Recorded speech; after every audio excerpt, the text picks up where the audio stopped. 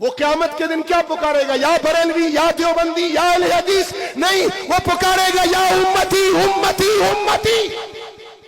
بعد میں فتویٰ لگاؤں گا میں منکرین ختم نبوت پر، بعد میں تعاقب کروں گا منکرین صحابہ کا، بعد میں تعاقب کروں گا مرتدین کا، بعد میں پوچھوں گا میں ایتھسٹ اور لا مذہبوں کو۔ پہلے ادھر تو پوچھ لو نا۔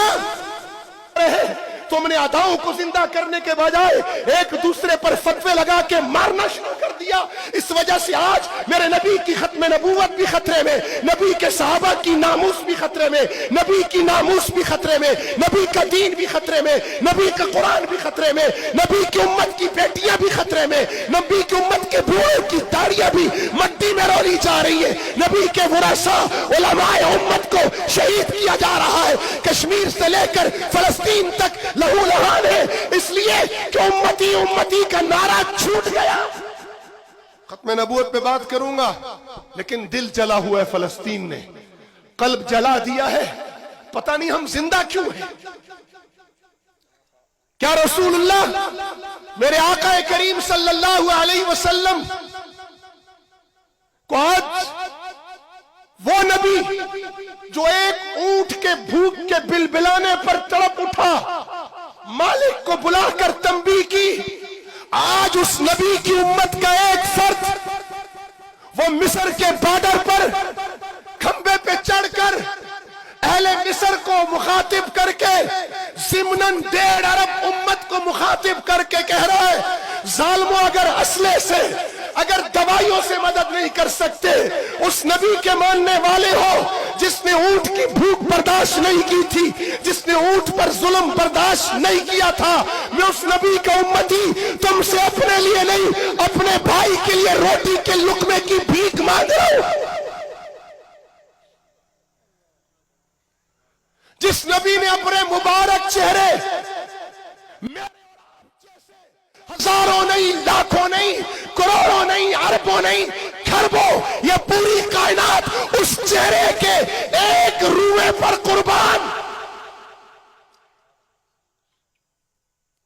اس چہرے میں کڑیاں گڑی ہیں یا نہیں گڑی ہیں؟ جس چہرے سے سورج نے روشنی پائی، جس چہرے سے چاند نے نور پایا، جس چہرے سے کائنات منور ہوئی، جس چہرے کو سدرۃ المنتہا کی بلندیاں ملی،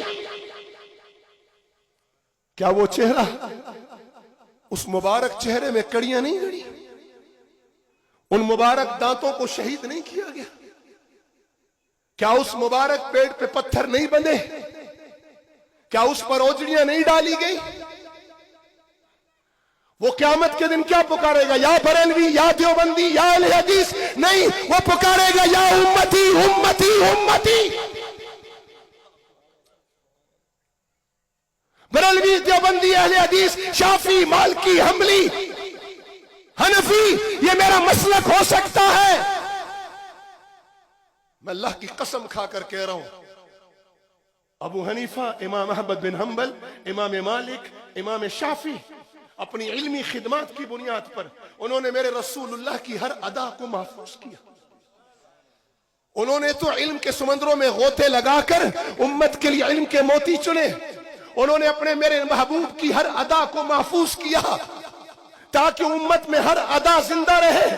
تم نے اداؤں کو زندہ کرنے کے بجائے ایک دوسرے پر فتوے لگا کے مارنا شروع کر دیا۔ اس وجہ سے آج میرے نبی کی ختم نبوت بھی خطرے میں، نبی کے صحابہ کی ناموس بھی خطرے میں، نبی کی ناموس بھی خطرے میں، نبی کا دین بھی خطرے میں، نبی کا قرآن بھی خطرے میں، نبی کی امت کی بیٹیاں بھی خطرے میں، نبی کی امت کے بوڑھوں کی داڑیاں بھی مٹی میں رولی جا رہی ہے، نبی کے ورثاء علماء امت کو شہید کیا جا رہا ہے، کشمیر سے لے کر فلسطین تک لہو لہان ہے، اس لیے کہ امتی امتی کا نعرہ چھوٹ گیا۔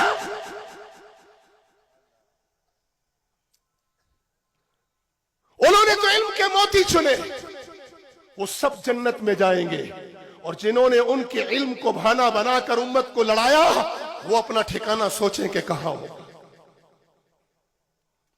مجھے اس سے غرض نہیں، کہتے علماء متفق نہیں، آپ سے پوچھ رہا ہوں، یہاں سب بیٹھے، بریلوی بیٹھے، دیوبندی بیٹھے، اہل حدیث بیٹھے،